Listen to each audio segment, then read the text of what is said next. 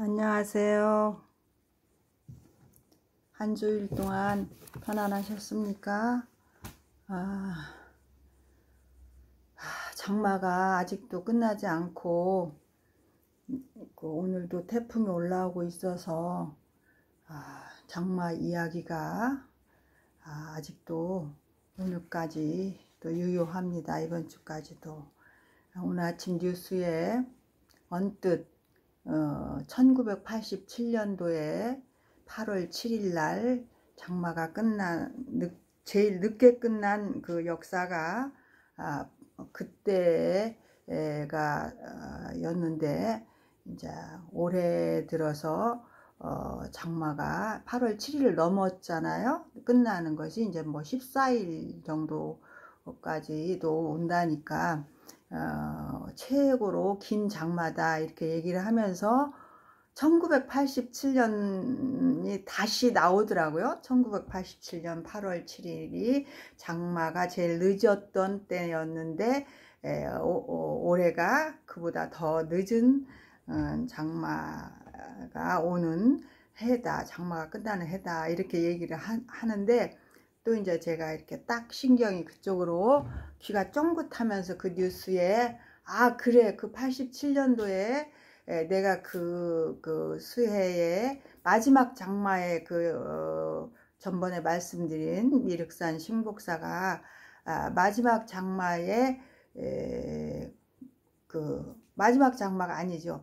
마지막 장마는 8월 7일 늦었다는데, 그러고 한 2주 정도 이제 지난 다음에 이제 태풍이 올라온 거죠. 근데 올해는 지금 장마가 바로 끝나고 바로 지금 태풍이 올라오니까 장마와 태풍이 같이 장마하고 이제 곁들여서 지금 장마가 늦어진다라고 하는 거거든요. 그러니까 엄밀히 따지면 이것은 태풍으로 2차로 다시 이제 장마는 끝나고 태풍이 다시 올라와서 거기서 태풍이 올라오면 막 비가 많이 쏟아지니까 150mm, 200mm 이상 쏟아지니까 바로 오니까 이게 이어지는 장마로 계산이 돼서 이제 87년보다 긴 장마다 이렇게 얘기하는 거죠. 근데 그때는 저는 한 7월쯤 나왔었는데 8월 7일쯤 그때 이제 장마가 끝난 날짜는 저는 이제 기억하지 못하고, 그 2차 우리 신곡사가 이제 그 수해를 당한 때가 뭐였냐면, 완전히 수해 복구팀이 해체된 상태에서 이제 한 2주 정도는 지났는지 하여튼 잊어버릴만 했는데, 다시 이제 올라오는 그 태풍에 의해서 그게 150mm가 이제 시간당 150mm였었던 것 같습니다. 밤에 막 퍼부은 그걸로 이제 미륵산이 무너지면서 이렇게 신곡사 요사체가 완파돼서 8명이 사망하는 그런 사고가 생겼었거든요. 그래서 저는 항상 장마가 끝난 뒤에 잠잠했다가 올라오는 그 태풍을 항상 해마다 그 이후로 주시하고 그랬었습니다. 올해는 이렇게 또 바로 이어져서 태풍이 올라오니까 이 태풍에 그동안 장마가 너무 오래 계속 40일 이상 되니까 흙 기반이 산이든 어디든 이 산 속에 이게 흙 속에 물이 너무 들어가서 완전히 지금 그 흙이 엉켜 있질 못하고 다 이렇게 이렇게 서걱서걱하니 다 그냥 조금만 더 퍼봐도 이렇게 집안이 약해져 가지고 궁굴어 내려오고, 거기서 또 어떤 바위 하나만 어그러졌다면 그냥 거기서부터 더 이렇게 물길이 달라져 가지고 완전히 다른 길로 막 쏟아져 내리는 바람에 평소에는 집에서 좀 멀리 작은 계곡이 흘렀던데도 그냥 순식간에 물길이 달라져 가지고 집으로 산 밑에 집은 달라들어서 그런 피해를 받는 그런 경향이 있는 것 같습니다. 우리 예, 그래서 저는 이제 오늘 또 그 전번에 그 미륵산 심곡사에서 소임을 살았던 8년 동안 소임을 살았던 처음에 그 수해난 절에 들어가서 송장을 사망하신 그 8명을 치르고 그 영가를 천도하면서 그 법당에다 놓고 그 법당에서 같이 잠을 자면서 49일 7일 49일 제를 지내고 석 달 동안 9월 10월 11월 거의 석 달이 넘도록 거기서 같이 자면서 요사체를 지어서 12월 30일 일일 날 들어갔던 그게 이제 법당에서 나와서 새로 진 집에 들어가서 잠을 자고 이제 살았던 그런 얘기를 좀 해드렸는데, 오늘은 그 꿈에 대해서 그 절에 들어가게 된 어떤 그 저에게 예지몽이 있었습니다. 선몽이라고 하죠. 이제 우리가 꿈이라는 것은요, 제가 이렇게 딱 살아오면서 가장 결정적일 때는 반드시 정말 지금도 잊을 수 없는 몇 카트의 꿈이 있는데, 선몽이 있었는데, 선몽 중에 가장 제 일생에 정확하게 맞은 것이 이제 그 신곡사를 들어가기 전에 꾼 꿈입니다. 그래서 우리는 이런 걸로 보았을 때, 그 다음에 또 우리 거사님을 만날 때도 또 선몽이라는 게 있었는데, 오늘은 전번에 얘기한 그 신곡사를 가기 전에 꾸었던 선몽과 들어가서 살은 그 내용, 수해복구를 하는 어떤 내용과 전부 그것이 그 선몽에 나타난 어떤 그 예시가 있었다라는 것을 그때 바로 알았죠. 제가 들어가서 그때 바로 이렇게 펼쳐지는 상황이 내 꿈이 그대로 펼쳐지고 있다라는 것을 알았습니다. 근데 제가 이제 미국에서 한 7월쯤 나와서, 여름에 나왔어요. 이제 나와서 서울에서 이제 조금 여기저기 이제 아는 인연 스님들도 찾아다니고, 또 이제 저를 깊이 이제 스폰해 주던 신도님 집에 이렇게 묵고도 있었는데, 같이 묵고 좀 잠시 있다가 이제 그 전주에 우리 강원 도반 스님이 절을 가지고 있다고 하니까, 이제 제가 절을 맡아서 금산사 말사를 맡아가지고 있다고 하니까 그 도반도 볼 겸 이제 일본에서 잠깐 이제 월주 큰 스님을 만난 적이 있습니다. 월주 큰 스님께서 12.7 법난이라고 불교의 굉장히 불교 스님들이 타격을 입었던 한때 12.7 법난이 있었습니다.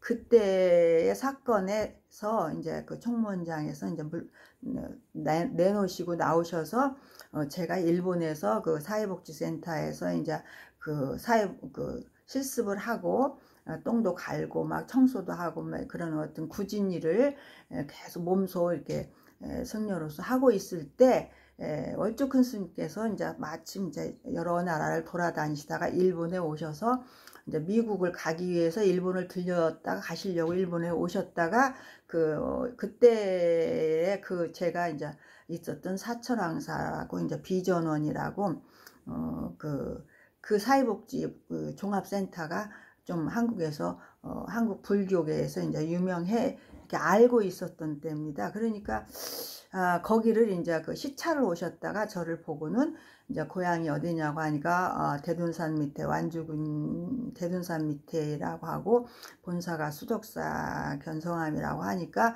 이제 스님이 이제 여기 정업분인데 고향도 전북이 같고 또 이제 본사도 경험항공 이쪽 계열의 수덕사 본사가 이제 맞고 같고 하니까 우리 노스님도 또 알으시고 하니까 그러냐고 참 의미 있는 고생을 한다고 하면서 한국에 나오면 금산사를 한번 들리라고 이렇게 말씀하셨었어요. 그래서 이제 큰 스님도 뵐 겸 그리고 전주를 내려오려고 내일 내려가려고 이제 오늘 잠을 자는데 꿈을 꿨어요. 무슨 꿈을 꿨냐면 이렇게 제가 이렇게 굉장히 천야마냐한 어떤 산을 올라갔어요. 등산을 이렇게 올라가는데 굉장히 막 올라가니 거의 정상 정도 올라가니까 정상을 미처 못 가는 부분에 이렇게 새 가구가 있더라고요. 새 집이 있는데 새 집 중에 딱 한 집이 할머니가 살아요. 그래서 그 할머니를 집을 이렇게 보는데 그 할머니가 나를 맞이해요. 이렇게 문을 열고 그러는데 거기로 올라갔을 때 꿈에도 어머 내가 이제 미국도 안 들어가고 이제 한국에서 어디서 이제 자리를 잡고 살까 하고 있는데 미국에서는 완전히 나왔으니까 하고 있는 마음의 상태였기 때문에 꿈에도 어머 이렇게 공기가 좋고 바람이 싹 불어오는 어떤 청량감이 느껴지는 그런 산이었어요. 근데 그 할머니가 이렇게 문을 열고 아이고 어디서 이렇게 왔냐고 그래 반겨하시는데 제가 아우 할머니 좋은 집에서 사시네요. 그러면서 그러니까 그 할머니가 하는 말이 대뜸 이 집을 사시오 이래요 꿈에. 근데 저 꿈에도 이제 무의식 중에 미국에서 와서 내가 살 곳을 이렇게 찾고 있었던 마음이었는지 얼른 내가 너무나 마음에 드는데 정말 사고 싶은데 이제 사시오 한 거예요 할머니가. 그래서 내가 할머니는 그러면 어디 가서 사시려고요 그랬더니 나는 이민을 가게 됐다고. 그러니 이 집을 댁에서 사시오 이래요. 그래서 금방 제가 그냥 그래요 할머니 그럼 제가 살게요. 얼마 하면 파시려고요 그랬더니 700만 원에 판다는 거예요. 근데 이게 꿈에도 어머 700만 원이면 그때 내가 760만 원이 있었거든요. 제 이제 그 통장에.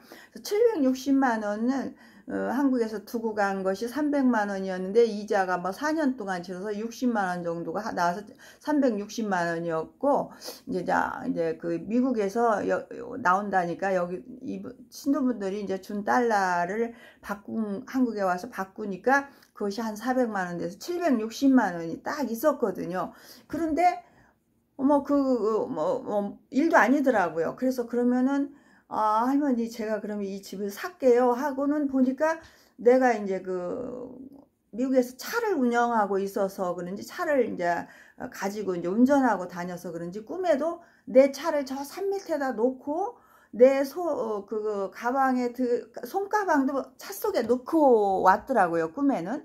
그래서 그럼 할머니 제가 내려가서 차 속에 가방이 있으니 거기 가서 내가 돈을 가지고 통장을 가지고 이제 돈을 가지고 오겠습니다. 하여튼 그런 식이 됐던 것 같아요. 이제 찾아가지고 온다는 게 거겠죠.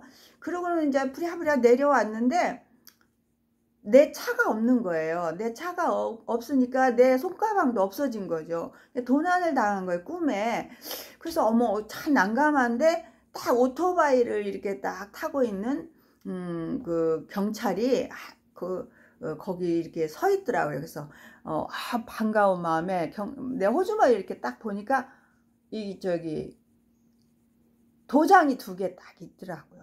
양쪽에 도장이. 그래서 그 경찰한테 경찰님 제가 호주머니에 도장은 있는데 내 차에 그 손 가방이 통장도 들고 돈도 들은 그 가방이 없어지고 이 차가 없어졌으니 얼른 빨리 은행에 가서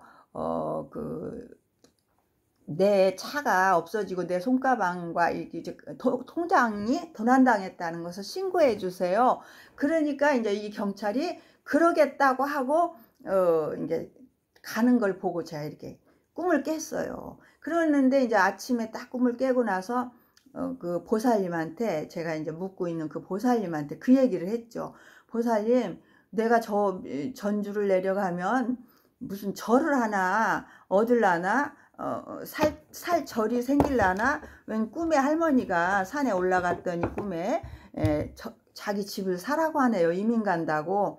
참 꿈도 희한하네요. 그러면서 이제 이 전주를 내려왔어요. 내려와서 그 도반절에서 이제 자면서 이제 금산사에다가 전화를 해서 이제 지금 총무원장으로 계시는 그 스님이 이제 그 이전부터 이제 저를 예뻐해 주시고 이제 제가 일본 갈 때도 이렇게 차 다구도 선물해 주시고 이제 그랬었거든요. 그래서 그 스님한테 먼저 전화를 드렸더니 그때 여기 금산사 총무를 보고 계셨는데 전화를 드렸더니 아예 반가워하시면서 이제 미국을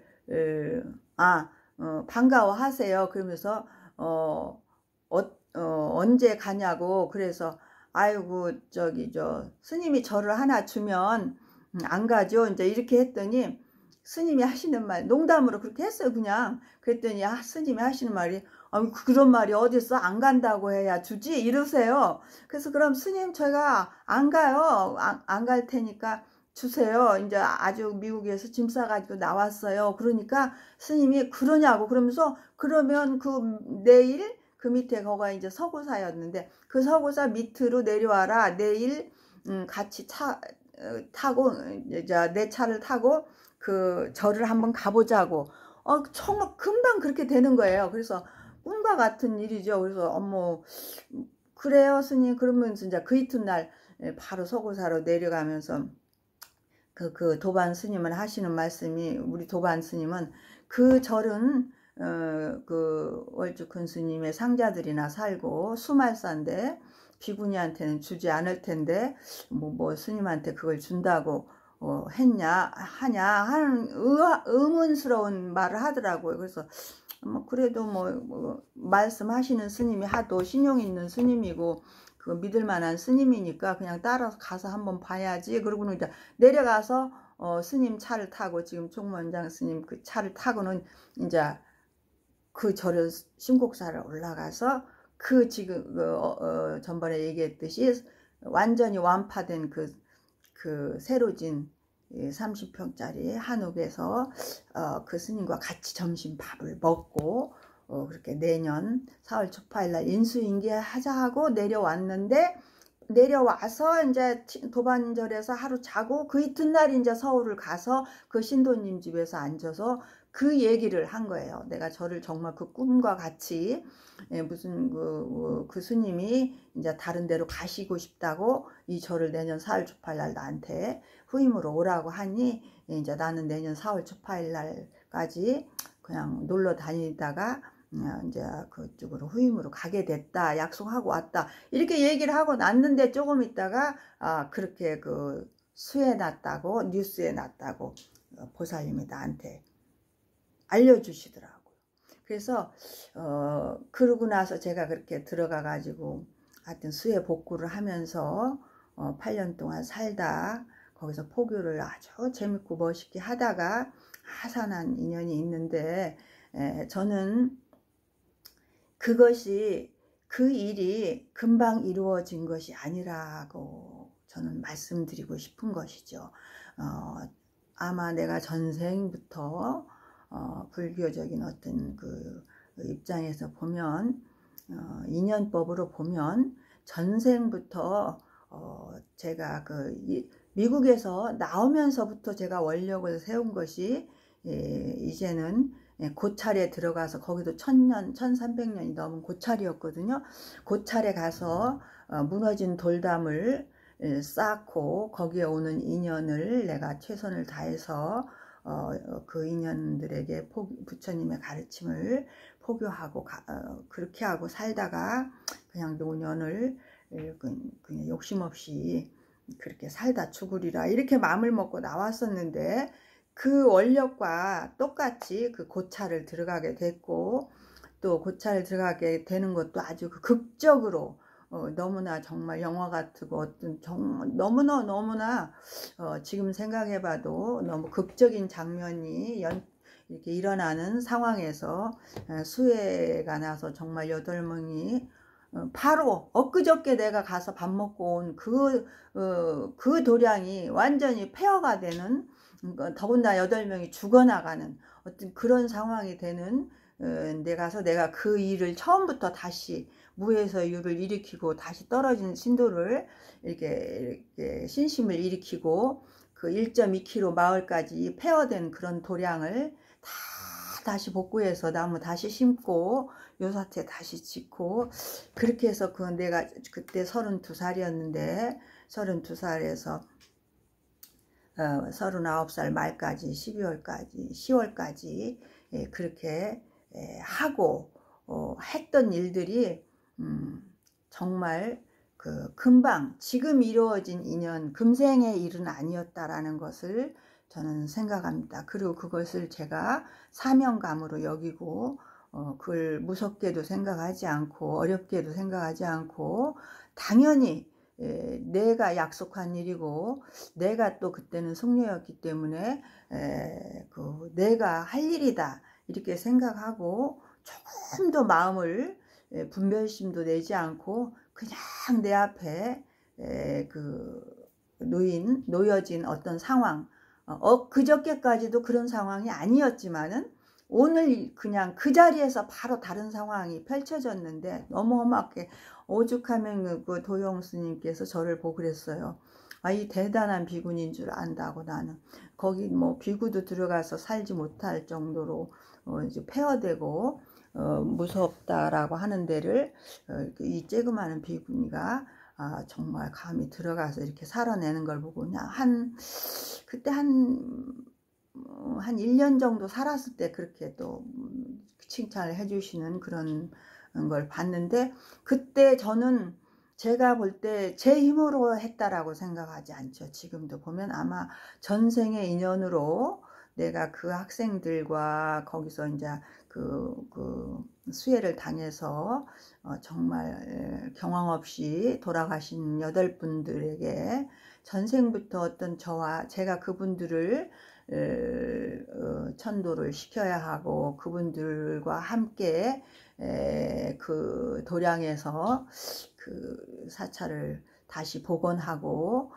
그분들의 영혼을 달래주면서 살아야 하는 어떤 그분들과의 인연이 몇 생 전부터 있었지 않았나 내가 그분들에게 빚을 갚아야 되는 일이었지 않나 하는 그런 생각을 그때도 하고 살았고 지금도 정말 그때 일이 제가 일생에서 그 중노릇한 25년 동안 가장 잘한 일이었다라는 것을 저는 항상 가슴에서 제가 이렇게 생각하면서 참 흐뭇하고 내가 그 굳은 일을 그 어려운 일을 그때 정말 해냈던 것이 그랬던 것이 전생에 어떤 내가 갚아야 될 것을 갚은 것 같고 내가 할 일을 다 해 마친 것 같은 그런 느낌으로 그러고 나서도 제가 거기서 살면서 이제 비구니가 절에 그 깊은 산중에 사니까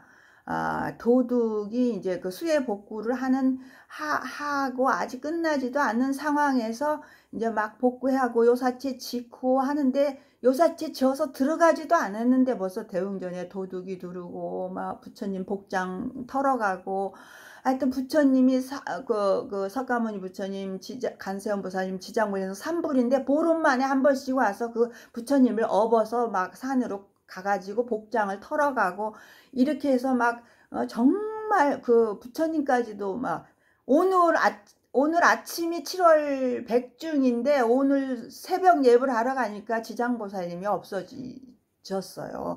그래가지고 이 지장보살님이 그 지장기도 중이니까 이 지장보살님이 나를 시험하시나 하고 막 법당 천장을 쳐다보고 그러고 나서 보니까 촛대가 밑에 놓여져 있고 촛대만 가만히 내려놓고 부처님을 업어갔던 거예요. 그래가지고 깜깜해서 부처님을 찾을 수도 없고 정말 그 언니하고 형부한테 신도들이 올라오기 전에 부처님을 찾아놔야 되는데 그래가지고 어둑어둑한 것이 좀 이렇게 번하게 밝을 때 막 뒷산을 뒤져가지고 부처님을 찾아서 정말 그대로 다시 갖다 얹혀놓고 신도들한테 아무 소리도 못하고 그 백중을 치렀던 그런 일도 있습니다. 그리고 치르고 난 신도님은 그것도 모르죠. 신도님들 백중 보러 왔는데 지장보살님 그런 일이 있었다라고 하면 그 신심 떨어지고 얼마나 난감했겠습니다. 그래도 그 도둑한테 내가 그때 감사함을 느낀 게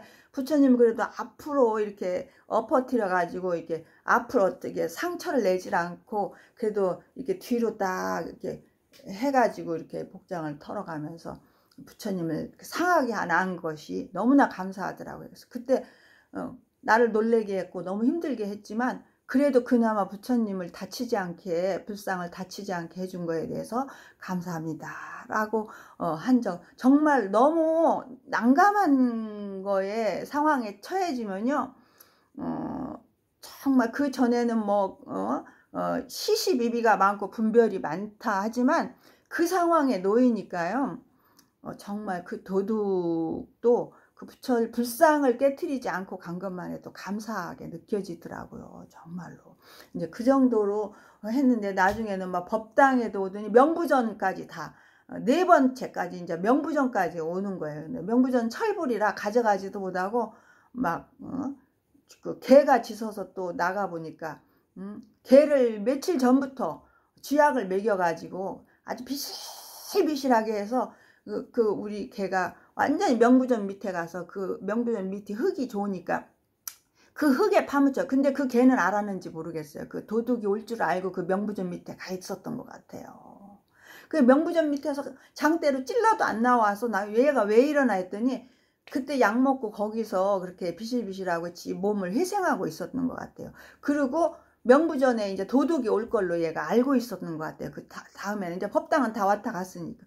그랬는데 정말 자는데 1시 넘으니까 또 개소리가 그렇게 애가 비실비실하고 짖지도 않고 먹지도 않고 거기가 그 명부전 밑에 이렇게 틀어박혀 있던 개가 밤중에 느닷없이 짖어서 나가보니까 그렇게 명부전을 완전히 뒤집어 놓고 그리고 또 이제 뒤로 법당 뒤로 산으로 버적버적 가는 소리가 들리더라고요. 그래서 그때는 진짜 제가 뭐 4번째죠. 너무나 그때는 열이 받아서 네가 나를 놀래키고 죽여서 송장을 내가 송장이 될지언정 내가 내 신심으로 이 도량에서 내 발로는 떠나지 않는다. 이렇게 오기를 부리면서 더 이제 그때 지장기도를 열심히 하고 이제 내가 다 이런 것도 내가 놀래고 도둑이 드는 것도 다 이게 사찰을 운영하면서 송장 치르고 들어갔지 도둑이 연거퍼 막 들어오지 그런 것도 제가 아주 끝까지 이겨내느라고 참 힘들었죠. 밤중에 정말 1시에 깨면은 제가 노이로제가 걸려서 도둑이 마루 밑에 들어와 있는 것 같고 또 이게 마당에 서 있는 그 감나무 위에 올라가 있는 것 같고 그래가지고 제가 거기서 신경쇠약증으로 하여튼 저혈압 증세가 확 왔죠.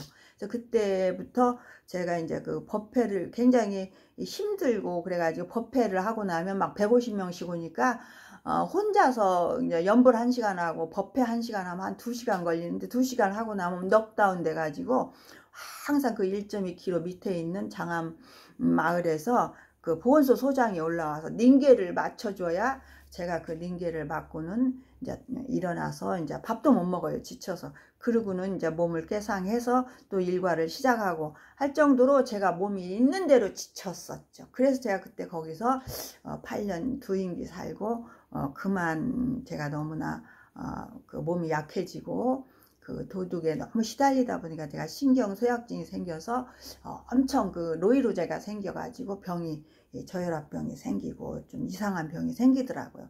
그래서 결국에는 제가 이제 여기까지 내가 이제 다 수해 복구도 했고 이제 저리 안정되게 신도님들도 다달이 150명씩은 오고 500명 신도가 그대로 다 복귀됐고 그래서 이제는 어떤 욕심 없는 스님만 들어오면 전혀 경제에 문제가 없이 잘 돌아가게 돼 있으니까 나는 이제 여기까지가 내 소임이고 더 이상은 내가 여기 있을 이유가 없다 하고는 이제 제가 이제 소임을 그만두고 이제 제가 하산을 해서 이제 미국을 좀 갔다가 한 2달 있다가 이제 그 다음에 제가 이제 그 다음 해에 제가 이제 그 환속을 하게 됐죠. 인연이 이제 더 이상 이제 지치고 힘들고, 내가 그냥 이제 더 이상 좀 그때 정신적인 그 한계가 오고 자꾸 몸도 아프고 그러니까 제가 좀 혼자 홀가분하게 편하게 살고 싶은 그런 마음이 생겨서 이제 그 우리 지금의 거사님을 만나서 이제 제가 그냥 하산을 하게 되는 거죠. 그냥 하산해서 이제 부처님 법을 그만큼 제가 듣고 배우고 15살에 들어가서 40살까지 그렇게 39 12월 말까지 제가 잘 살았으니까 10월 달에 제가 이제 11월 달에 음력 10월 초하룻 날 인수인계 해주고 내려왔으니까 11월 달까지 제가 만 25년을 제가 열심히 살았으니까 제가 15살 그러니까 10월 보름 결제 때 수덕사 견성함으로 출가했는데 제가 39 10월 결제 10월 초하루 때 인수인계를 하고 나왔으니까 딱 40년을 제가 살고 내려온 것이죠. 그렇게 해서 제가 그렇게 했던 그 심곡사의 제 출발해서 제가 그 사찰에서 마지막 소임을 보고 내려오기까지가 결국 알고 보면 제가 그런 전생부터 제가 갚아야 될 인연, 제가 해야 될 인연, 절집에서 제 몸을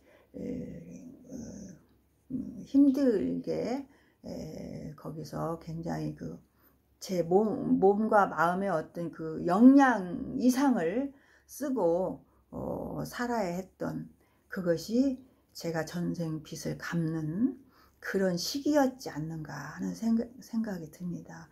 그 후로 저는 내려와서 또 이렇게 세속에 살면서도 별로 그렇게 그 의식주 걱정 없이 좋은 인연 거사님을 만나서 저를 많이 심적으로 물적으로 애호해 주시고 안정적이고 항상 변함없는 내가 보기에 하여튼 변함없는 굉장히 그 산 부처처럼 아주 편안하신 그런 인연을 만나서 지금까지 26년째 살고 있지만 우리 거사님은 정말 저에게 이분 또한 만날 때도 어떤 예지몽이 있었지만은 전생부터 몇 전생 500생 뭐 800생 인연으로 함께 홈 룸메이트가 아니라 우리는 홈메이트인데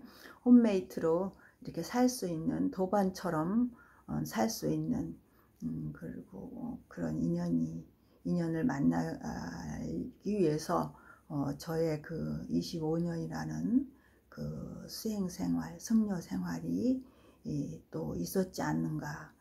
그런 생활이 다 있은 후에 좋은 인연을 만나고 나를 보좌해주고 나를 이렇게 스폰해주고 나를 이렇게 전적으로 동의해주고 나의 자유를 전적으로 보장해주는 그런 도반 같은 거사님을 만나서 지금 이렇게 잘 살고 있고 또 다행히 제가 43살에 뒤늦게나마 우리 아주 그 부처님 같은 우리 아들을 또 인연해서 그 아들 또한 전생 몇 전생부터 몇백 생을 지나서 또 그 아들도 정말 나의 스승처럼 아들이 아니라 저는 우리 아들이 내가 키운 게 아니라 나는 우리 아들 옆에서 자라나는 것을 정말 아들을 통해서 우리 모든 인간들에게 부처님께서 너희들 모두에게 나의 덕성과 지혜가 나와 똑같은 덕성과 지혜가 있느니라 하신 그 말씀을 저는 제 아들을 통해서 증명했습니다. 우리 아들을 보면 키우면서 이렇게 옆에서 보면 저것이 바로 부처의 성품이지 않는가 하는 것을 아들을 통해서 항상 증명하고 볼 수 있었습니다.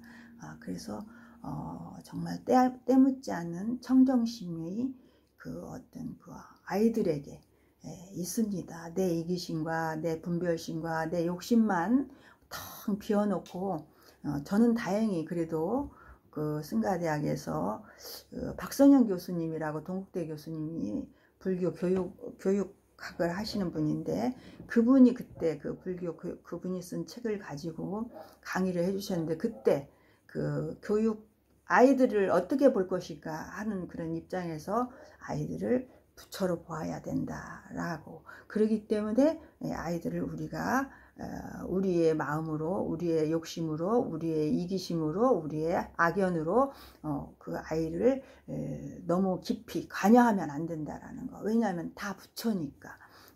그래서 저는 항상 그 아이를 우리 아들을 이렇게 크는 과정에서도 나는 때 묻은 부처고 우리 아들은 아직 때 묻지 않은 부처이니 때 묻은 부처가 때 안 묻은 부처를 어떻게 간섭하고 그 때 안 묻은 부처 이미 그냥 부처로 지금 그대로 있는 부처를 어떻게 내가 옳고 그름을 얘기할 수 있는가. 나는 이미 때 묻었는 게 나이가 먹었고 세상을 많이 살아서 때 묻어 있는 것은 당연한데 그래서 저는 우리 아들한테 한 번도 내 소견으로 무엇이 옳고 무엇이 그르다 이렇게 분별을 해준 적이 없고 무엇을 하지 마라 하라 한 적이 없습니다. 정말 우리 아들은 그건 저를 압니다. 그래서 한 번도 저는 우리 아들을 있는 그대로 부처로 보았기 때문에 간섭한 적도 없고 시비를 가려준 적도 없고 그래서 아들과 저는 우리 아들이 지금 23이고 지금 대학 2학년 마치고 군대를 가서 이제 곧 9월 보름이면 벌써 제대를 합니다. 근데 정말 우리 그 아들은 지금도 제 눈에는 부처로 보이기 때문에 전혀 그 아들을 통해서 나는 내 부처를 일깨우는 그런 역할을 할 뿐이지 아들도 아닙니다. 사실은 그냥 현실에서 아들이라는 인연으로 이 사회적인 제도에서 가족 제도에서 이렇게 부르고 있는 게 아들이고 또 뭐 남편도 그렇게 현실에서 부르고 있는 현 사회에서 가족 제도에서 부르고 있는 것이 이름이 남편이고 이름이 아들이지 정말 그 모든 나도 또 그들에게 엄마이고 아내라는 그런 입장인 것 같지만 사실은 그거 엄밀히 따져서 이름이고 상입니다.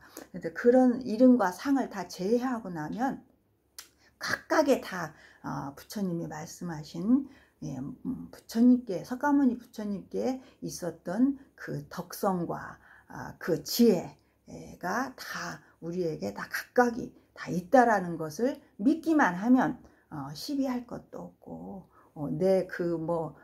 내 좁은 소견으로 내가 살아온 내가 보고 내가 들은 것이 얼마나 많고 깊겠습니까? 그까진 거 금생에 살아온 거 그거 가지고 내가 뭘 다 안다고 하겠습니까? 그래서 모든 그 나의 소견 악연 모든 그런 이름에 붙여진 것들에 너무 몰입하지 말고 거기에 너무 그렇게 의미를 두지 말고 그냥 우리 불자들이 알아야 할 것은 나를 포함해서 모든 사람들의 품성 성품에는 부처의 성품이 있다라는 거 그걸 인정하는 것이 가장 중요한 삶의 목표고 수행이 아닌가 그것을 자꾸 그 마음에서 일깨우는 게 수행이지 않는가 이렇게 생각합니다. 제가 오늘 말씀드리고 싶은 것은 그 현실적인 것, 현상적인 것은 다 수행해서 내가 가서 복구한 것 같고 내가 지금 가족 속에서 엄마인 것 같고 아내의 입장인 것 같고 내 아들인 것 같고 남편인 것 같고 다 모양은 그렇게 보이지만 그것은 우리가 모르는 일입니다. 그것은 내가 전생에 그 아들이 나의 스승이었는지 나의 스승이었는지 내 남편이 나의 스승이었는지 우리 역할이 부처님이 그랬잖아요. 알아 아니고 가다가 뼈 무더기를 보고 왜 뼈 무더기에 그렇게 사생 자부이신 부처님께서 절하십니까? 하니까 이 뼈 무더기가 나의 어머니였는지 아버지였는지 나의 누구였는지 알 수 없느니라 이렇게 말씀하셨듯이 우리 모두 알 수 없는 세계를 가고 있는 겁니다. 전생의 인연을 우리는 다 지금 갚으면서 가고 있다라는 그런 마음으로 이렇게 산다면 마음이 많이 삶이 가벼워질 것입니다. 감사합니다.